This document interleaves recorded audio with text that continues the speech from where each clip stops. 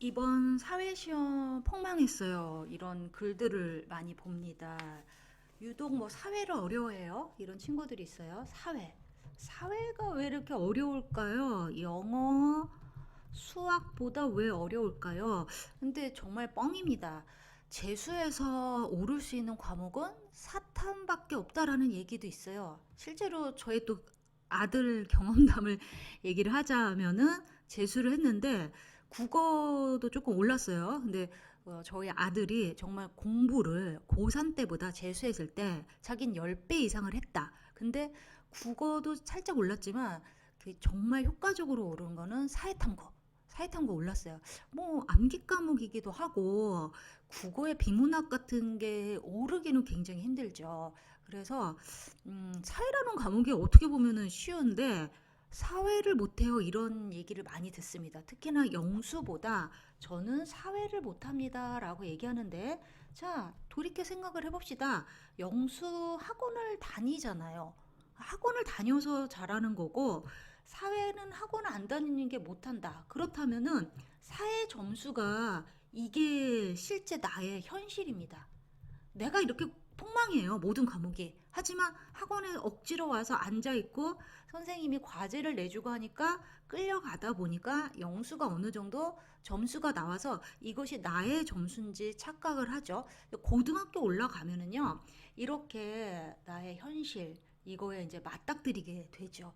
그래서 사회를 못한다는 거는 사회라는 과목을 못한다는 거에 포커스를 맞추지 마시고요. 뭔가 혼자 공부하는 아이가 아니구나라고 생각을 하셔야 돼요. 사회 점수가 망한 친구들 사회 교과서를 보면은 깨끗할 거예요. 교과서. 교과서가 깨끗해요. 교과서를 안 읽고 당연히 망하죠. 그 시험이 그렇게 쉽지 않습니다.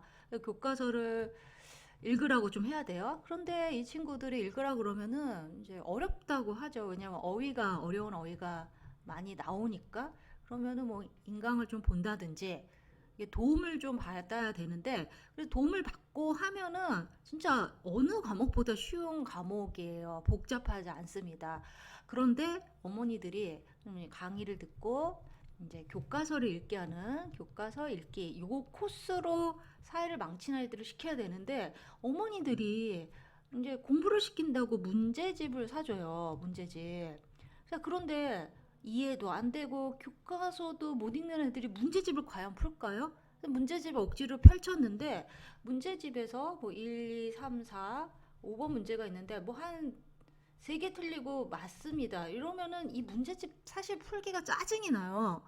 그래서 또 문제집 앞부분만 풀다가 이제 말죠. 그래서 이제 엄마랑 또 싸우게 됩니다. 문제집을 사줬는데 왜 안 푸냐고.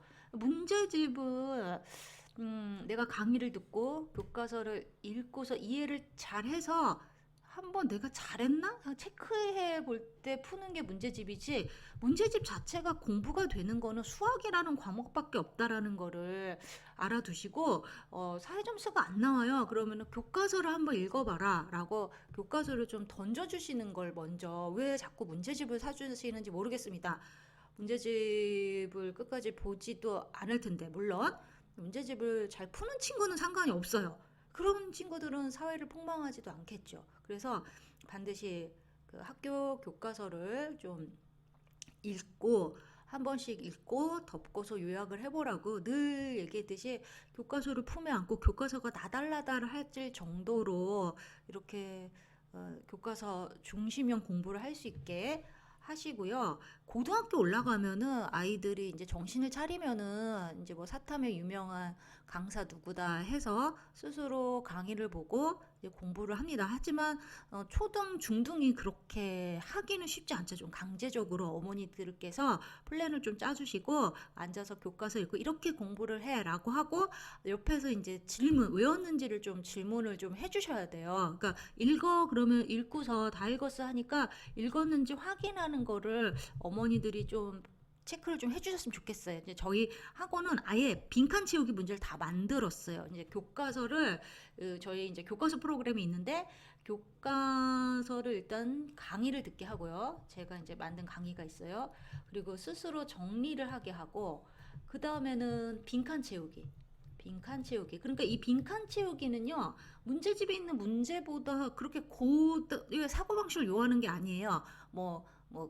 가로치고, 교과서의 그 특정 문장을 가로치고, 여기에 들어갈 단어를 쓰는 거를 빈칸 채우기라고 하거든요. 이 빈칸 채우기를 먼저 한 다음에, 그 다음에 이제 문제집을 풀어야죠. 근데 마지막이 문제집인데, 거꾸로 가시는 분이 있어요. 문제집을 먼저 풀게 해서는 안 됩니다. 강의 듣고 정리하고 빈칸 채우기.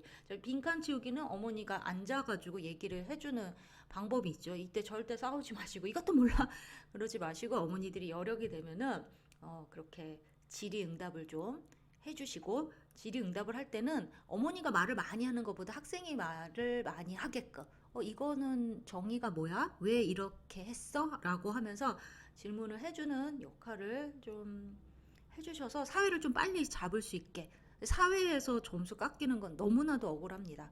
영어, 수학, 그러니까 똑같은 시간을 공부했을 때 사회가 오를 가능성은 더 큽니다. 하지만 아예 사회 공부하는 방법을 모르고 사회 학원 없잖아요. 그리고 사회 학원까지 다녀야 됩니까? 이건 아니라고 봐요.